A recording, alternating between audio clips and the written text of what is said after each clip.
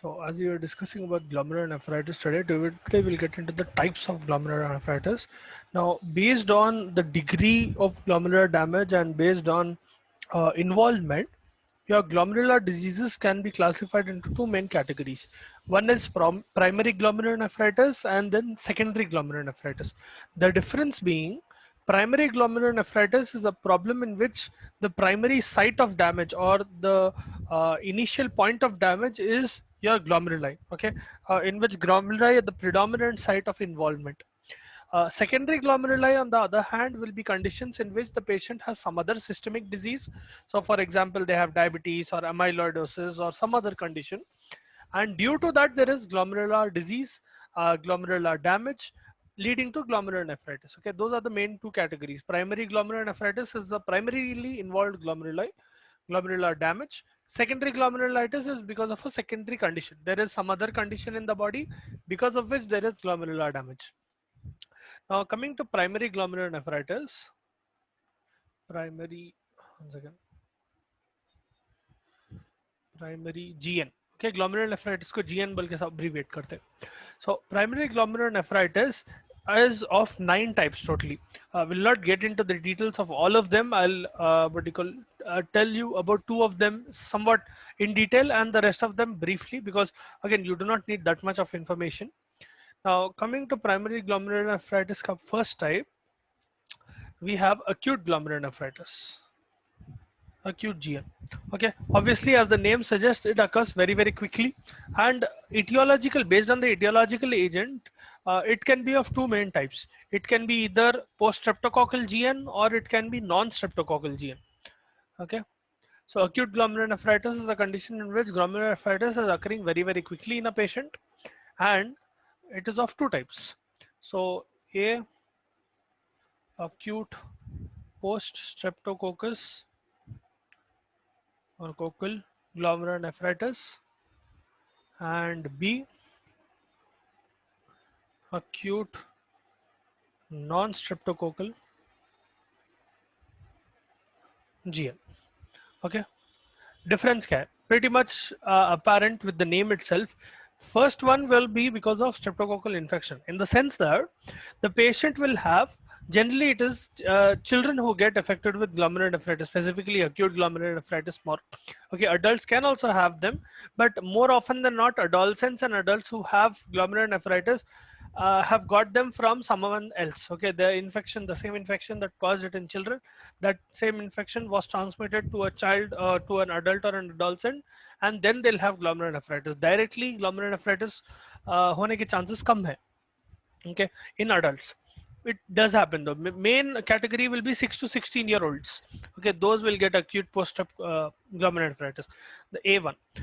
The thing is that once a patient presents with a streptococcal infection, specifically throat infection, within 1 or 2 weeks they will start having glomerular problems, wherein they will show, see, isse pehle, when before discussing primary glomerulonephritis in the last class, I told you what happens in general in glomerulonephritis. You will have four cardinal signs. You will have hematuria, you will have oliguria, you will have azotemia, you will have what do you call, azotemia and oliguria are somewhat fluctuant, but hypertension, proteinuria, hematuria, and disturbed excretory function will occur in such patients. Okay, that is the effect of glomerulonephritis. Now, how? So we are going from, let's suppose we are going backwards in a way. So we've already discussed the clinical presentation, whatever will happen. From there, we are going to different etiologies. How each etiology will lead to, now, depending on what type of glomerulonephritis is there, you will have different etiologies leading to the same result or a similar result. That is glomerulonephritis. Okay, nephrotic syndrome, then finally nephritic syndrome. Now, post streptococcal glomerulonephritis में क्या है? The patient will have a streptococcal infection. Specifically, it is caused due to type 12, type 4, type 1, type 12, 4, 1, and a red leg group of beta hemolytica streptococci. Beta hemolytica, beta hemolytic streptococci. Okay, so these are the causative agents of this. So the patient will have a throat infection because of either one of these, okay, any one of these, and the result will be that within 1 or 2 weeks after the throat infection, glomerular lesions appear, glomerular damage appears, and there will be deposition of immune complexes. Now, though we do not know the exact mechanism of action of how different etiologies will lead to glomerulonephritis, what we do know is that immune complexes and immune reactions play a very important role in almost all types of glomerulonephritis. Immune complexes क्या है? Now, yes, streptococci have infected the patient, so they will have certain bacterial antigens, right?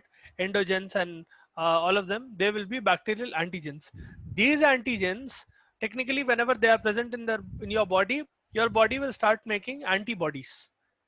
Okay, uh, to basically to delete these, to kill these antigens.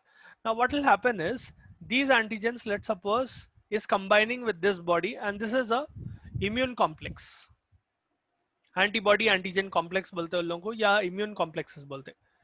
Now the trick is that this streptococci, now normally what will happen is this antibody, once it is attached to the antigen, it will trigger phagocytosis through either T cell, CD4 plus T cell, or CD8 plus T cell, and that antigen will be removed. But यहाँ पर क्या हो रहा, this streptococci is smart. It will not let that immune complex die. It will not let T cell activation occur. Because of this, this immune complex will survive. ठीक है? Initially there is a streptococcal infection in the patient. Within 1 or 2 weeks, there is a glomerular damage because of immune complexes. In between, in that time, 1 to 2 weeks, what is happening is these bacterial antigens are complexing with your own antibodies, and they are preventing their breakdown. T cell will not be able to break down this immune complex, and what happens is this immune complex goes to your kidney, specifically to your glomeruli, and starts causing damage in your glomeruli. Lesions will appear on your glomeruli with depositions of immune complexes. That is acute post-streptococcal glomerulonephritis. Now the pathological changes that you see here, I hope you are understanding. If you're not, then please let me know. I'll repeat if you need me to. Haji. Now coming to pathological changes, the changes that you find in the kidney are kidneys will enlarge, they will swell because of an inflammatory. See, immune complexes are coming, meaning there is an inflammatory reaction there. Glomerulonephritis का मतलब glomeruli are undergoing inflammatory reaction and inflammatory damage. All right. यहाँ पर kidneys will swell, okay, and they'll weigh around. So kidneys will weigh around 1.5 to 2 times normal weight. Okay, they'll become quite enlarged, and they'll get either 1.5 times or double their normal weight. And their cortical surface, on the top of your kidney, you will see small hemorrhages. They are called petechial hemorrhages. Okay, they are called petechial.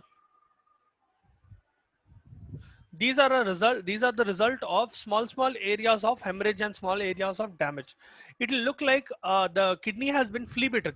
Okay, let's suppose you during this rainy season itself, let's suppose you go out and sleep out in the open, you will have a lot of mosquito bites, right? The same way your kidney will look like it is flea bitten. All right, I'll show you one image how it will look. 1 second. See, this is a flea bitten or petechial kidney. Okay, if you can see, there are a lot of spots of hemorrhage here. Those red dots that you can see, those are hemorrhages. They are called petechial hemorrhages, and the whole appearance of the kidney is called flea bitten kidney. Okay, it will look like flea bitten kidney.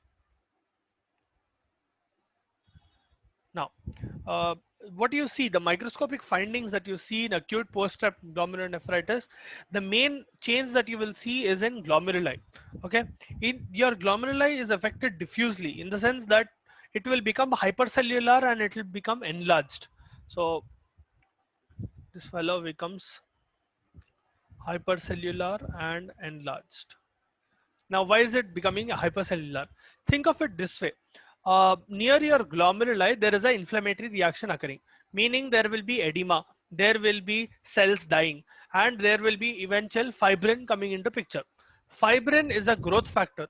Okay, fibrin helps in, or fibrin triggers hypertrophy and hyperplasia both, specifically hyperplasia. यहाँ पर क्या होता, because of that cells will start dividing again and again. Even normal endothelial cells, specifically glomerular epithelial cells, your podocytes, your epithelial, visceral and parietal epithelium, both of them will start dividing, because of which your glomeruli becomes hypercellular and it will become enlarged. And you will see hypercellularity of the tuft, as well as you will see proliferation in your mesangial cells, your endothelial cells of your glomeruli. Sometimes epithelium of your glomerular tufts also undergo what you call proliferation. ठीक है, they will undergo hypercellularity. तो तीन जगह हो रहा. It was happening in the mesangium, it is happening in the endothelium of your glomeruli, sorry, endothelium of your blood vessel, and it is happening in the epithelium of your what do you call, epithelium of glomeruli. ठीक है. Along with this, you will see infiltration of leukocytes, polymorphs, and monocytes into the glomeruli. Because of inflammatory reaction, they start entering into your glomerular space.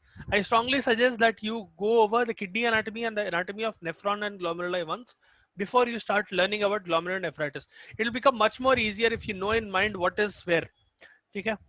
What is endothelium, what is epithelium, what are podocytes, what is visceral parietal epithelium, what is glomerular tufts, what are mesangial cells, what is their function, what is efferent arteriole, efferent arteriole, all of that. Okay, individual functions, what is GBM, pura, glomerular basement membrane. Okay, now the second change will be in tubules. Tubules may even in acute post-op glomerular nephritis, though you will not see a marked change, you will see hyaline droplets sometimes. Okay, tubules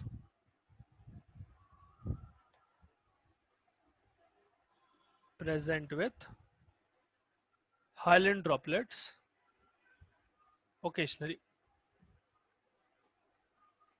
Okay, not always, but sometimes you will see, depending on the extent of inflammation and the extent of damage. The more damage is there, you will see hyaline droplets more in number.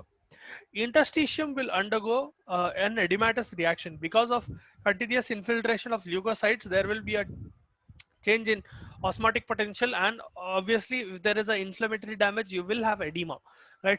Fluid will start getting collected in that area and interstitium will get filled with edema. Interstitium becomes edematous. Okay, so these are the changes that are associated with acute glomerular nephritis. Now, coming to clinical features that you see in acute glomerular nephritis, obviously one of the prominent clinical feature that you will see is that the patient will start showing uh, kidney damage symptoms, like you will have hypertension. The patient will have non-selective proteinuria, mild non-selective proteinuria, meaning they are having both albumin and globulin loss, but it is mild in their urine. You will start seeing red cell casts. Okay, I told you yesterday what are red cell casts. In the urine, you will have hematuria, intermittent hematuria, and along with that, you will have oliguria. The total volume of urine that is being secreted or excreted or the patient will be low, okay, less than 500 ml per day. Those are the clinical features. Now, before you see these clinical features, one important feature that you will see is that the patient will have a history of streptococcal infection 1 or 2 weeks before these symptoms have been shown. Okay, that is a sure shot diagnosis to know that it is because of it is post streptococcal GN. Okay, because of streptococcal bacteria making immune complexes or leading to the formation of immune complexes, that is how you are getting glomerular nephritis. Okay, so that is acute post-strep glomerular nephritis. Now coming to acute non-strep glomerular nephritis, this occurs in 1/3 cases of glomerular nephritis. So 30% of acute cases of glomerular nephritis will be non-strep. These are because of other bacteria other than streptococci. The result will be pretty much the same as post-strep, but so the what you call morphologically and pathological changes that you see will be similar to post-strep, but the causative agent is different. Okay, rather than streptococci causing here, the bacteria that are involved in this will be staphylococci, pneumococci, staphylococci, pneumococci, and you have meningococci, salmonella, meningococci,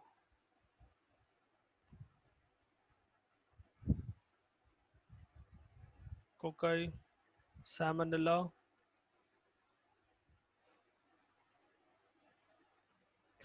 sometimes even Pseudomonas.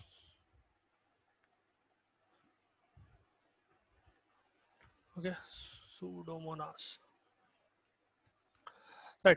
Now, these are the bacteria that are causing this. Sometimes a few viruses can also lead to glomerulonephritis, and those viruses will be hepatitis B virus. So viruses will be HBV. Okay, hepatitis B virus. It can be because of mumps. Okay, mumps virus, or it can be infectious mononucleosis. Infectious mononucleosis is another type of hepatitis virus. Okay, mononucleosis. Then we have varicella, VZV. That is also a type of hepatitis virus. Varicella zoster virus. Rarely, it can be because of a parasitic infection. Especially, this will happen rarely, but it can happen. Parasite, your malaria, plasmodium.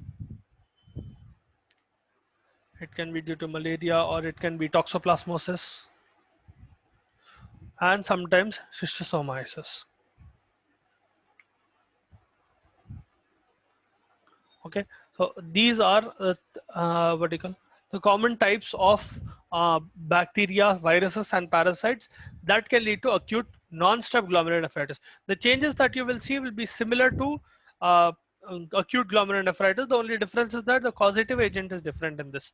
Sometimes even syphilis. Okay, because of syphilis the patient can have acute non-stop glomerulonephritis.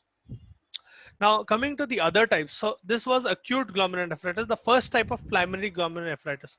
ठीक है, आपके glomerulonephritis में, primary glomerulonephritis में, the first type was ODM, acute glomerulonephritis, which had two types, this fellow and this fellow. Okay, now we'll go to the other types. So the other types you do not have it in a lot of detail, just briefly explain them. The second type, the first type was acute. Okay, second type is called rapidly progressing glomerulonephritis. Rapidly progressing or progressive glomerulonephritis. This is also called RPGN. Okay, rapidly progressing progressive glomerulonephritis. These are mainly of three types based on clinical features: type 1, type 2, and type 3. The characteristic feature of RPGN is that you will see proliferative crests. So what will happen is inside your glomeruli, so let's suppose this is your glomeruli. Okay, the cells inside your glomeruli, these cells, your epithelial cells, will start proliferating to such an extent that they will make a very thick mass of cells, and it will start appearing like a crescent. Okay, this will be a proper mass of cells like this, and if you see closely, this will look like a half moon. ठीक है, उस्मानिया biscuits खाए ना होंगे ना कभी, it look like this. Okay, this is because of extensive inflammatory damage and extensive fibrin. Okay, if there is a lot of fibrin, there will be a lot of cell proliferation. If there is a lot of cell proliferation, cells will completely block this area. Okay, the patient will have very severe oliguria. They will, to a certain extent, they will not have what you call urine formation less than 400 ml, I would say, and the complete glomerulus is getting blocked in this sense. If you can see, यहाँ पर completely a crescent-like structure has formed because of cell proliferation. You will see deposits on your linear deposits on your GBM. So on your basement membrane here, so I'm just drawing basement membrane like this. Okay, on your basement membrane you will see deposits, especially in type 1. In type 3 you will see subepithelium deposits. Okay, so subepithelium deposits, so iske niche you will see deposits here and here. ठीक है, and subepithelium का मतलब podocyte के नीचे, and you will see no deposits in case of type 2. So those are the three types of RPGN. Again, there's not a lot of detail. The main point that you need to remember about RPGN is that it has three types, and all the three will show this crescent shape. Okay, because of cell proliferation. Now coming to the next type, we have third one, minimal change disease. Minimal change disease will characteristically show nephrotic syndrome. Okay? Nephrotic syndrome in the sense the patient will have generalized edema, they will have proteinuria, heavy proteinuria, and they will have hypoproteinemia. Okay? Less amount of protein in their blood and a lot of protein in their urine. The glomeruli will be normal, but they will have a lot of lipid vacuolation. So a lot of vacuoles containing lipids will be seen in your tubules, especially. Glomeruli generally tends to be normal, but sometimes you will see immune complexes being deposited on your GBM. So characterized by nephrotic syndrome and lipid vacuolation, especially in tubules. ठीक है, हाइलेंड droplets जैसा बनते हैं वैसा ही lipid droplets बनते हैं, and they will start getting accumulated in your tubules, and you will see a lot of lipid being what you call presented in your urine, to an extent that in some patients what will happen is, if you collect their urine, let's suppose you are collecting half a liter of their urine, 500 ml, you will see lipids floating on the surface of this urine. ठीक है, it will be to that extent. So you will see a layer of yellow on top of this urine if you are able to see a patient with minimal change disease. That much amount of lipid vacuolation occurs in this patient. Okay. Then we have membranous glomerulonephritis, the fourth type. Membranous glomerulonephritis. Membranous glomerulonephritis is also characterized by nephrotic syndrome, and in this there will be diffuse thickening of your capillary wall. The glomerular tufts that are present, they will become extensively thick, and you will see subendothelial deposits.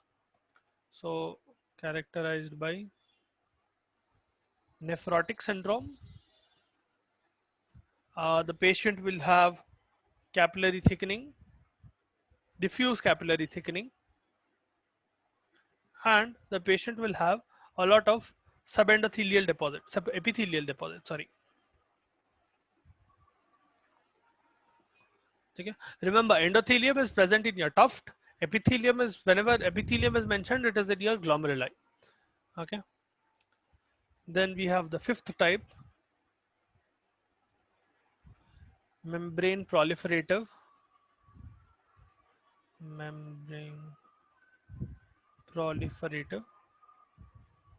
glomerulonephritis. This is also called MPGN. MPGN.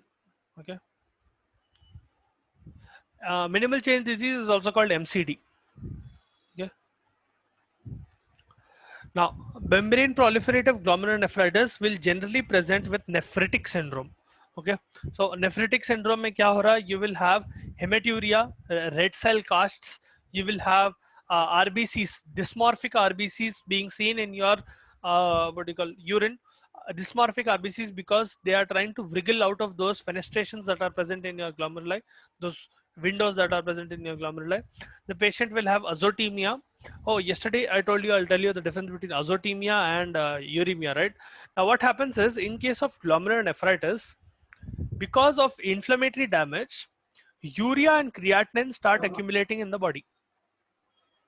Okay, they will not be able to be thrown out of the body. Creatinine, one second. So I hope you know what is creatinine. Creatinine is a metabolic end product of creatine used in muscle. So basically, your muscles excrete creatinine. Okay, once muscle movement is done, skeletal muscles. Urea and creatinine normally should be thrown out into your urine so that they can be excreted from your body. In glomerulonephritis, especially in a case where there is a lot of inflammatory damage to your glomeruli, excretion of urea and creatinine will not occur properly. Because of that, the blood levels of urea and creatinine will increase. This condition where urea and creatinine levels are increasing in blood is called uremia. Okay? The increase in urea and creatinine level in your, especially urea in your blood, is called uremia. Now, if uremia is starting to present with other clinical symptoms, meaning it is causing damage to other parts of your body and it is causing systemic effects, that is when uremia will turn into azotemia. Okay? That is the main difference between azotemia and uremia. दोनों में urea and creatinine are high, but in uremia it is not as high. In azotemia it is so high that it is causing organ damage and it is causing damage to other systemic parts of your body. Okay? So in MPGN you will obviously see symptoms of nephrotic syndrome that will include oliguria, azotemia, hematuria, RBC casts. You will see dysmorphic RBCs, and the patient will have hypertension. Okay? Along with that, the patient will have lobular proliferation of mesangial cells. So mesangial cells will proliferate a lot. The number of cells inside the mesangium will increase, and the size of the cell. So mesangial matrix also tends to increase. 1 second, yeah. So it is characterized by mesangial cell proliferation and mesangial matrix increase, or increase in mesangial matrix. इसका मतलब क्या है? Mesangial cells that are present in your glomeruli, their cells are undergoing both hypertrophy and hyperplasia. They are dividing in number and they are increasing in size. That is why the matrix of your what do you call, matrix of your matrix of your mesangium is increasing in size. Okay, literally cell is increasing in size. That is why matrix of the cell is increasing, and they are undergoing proliferation, meaning more and more of these cells are being found. Now in this you will see subendothelial deposits.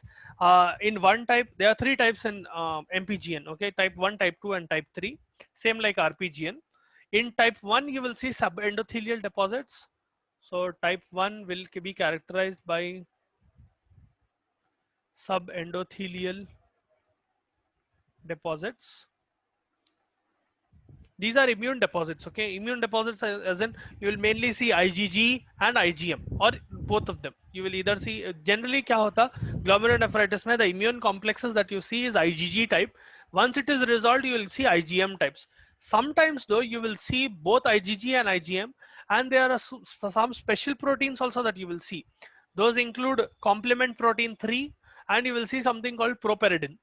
Okay, so subendothelial deposits of immune complexes in the first type, then in type 2 of MPGN. Okay, तीन type है ना. In type 2 you will see dense intramembranous deposits,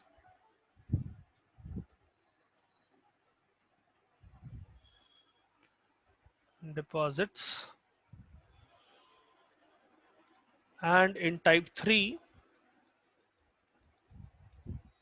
you will see subendothelial and subepithelium deposits. Subendothelial and subepithelial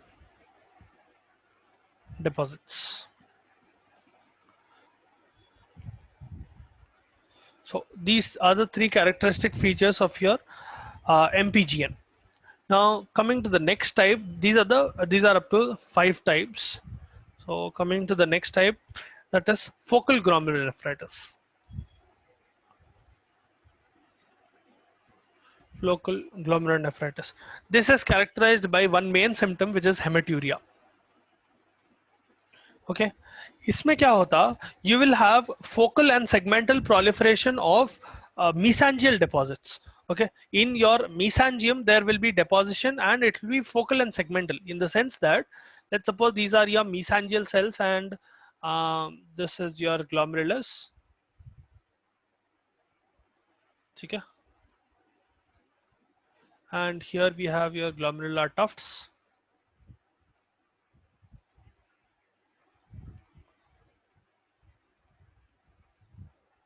let's suppose these are your mesangial cell present here. Focal glomerulonephritis का मतलब है only some part of your glomeruli will get affected. ठीक है, let's suppose only one part of your mesangial cell is getting affected. This is undergoing damage. This is undergoing deposition by immune complexes, and this part of your glomeruli is getting affected. ठीक है, the part that I'm crossing over. It will not occur throughout your glomerulus, and it will not occur to all of your glomeruli. It will only occur to one part of your glomerulus. Okay, you will see deposition of immune complexes along with hematuria. Sometimes it will be very severe hematuria as well. Then there is another type called focal segmental glomerulosclerosis. Okay,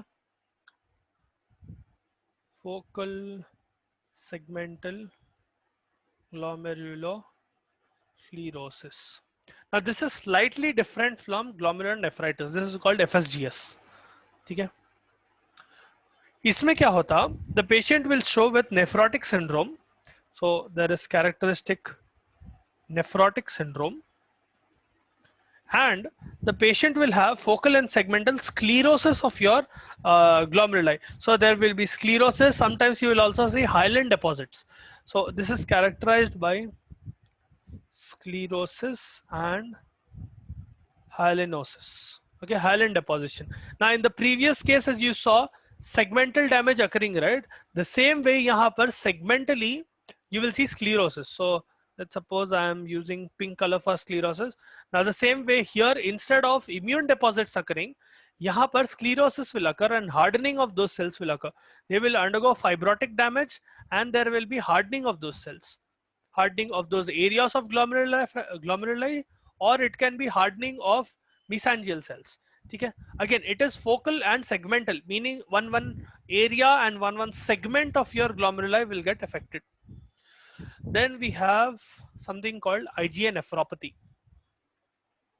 Okay, that is the 8th type, IgA nephropathy. This is pretty much self-explanatory. You have IgA type of cells which are causing recurrent hematuria as well as mild proteinuria. So it is characterized by recurrent hematuria and mild proteinuria. In this, what will happen is the patient will have focal proliferative glomerulonephritis, in the sense that in certain areas, let's suppose again in your glomeruli, let's suppose this is your glomeruli.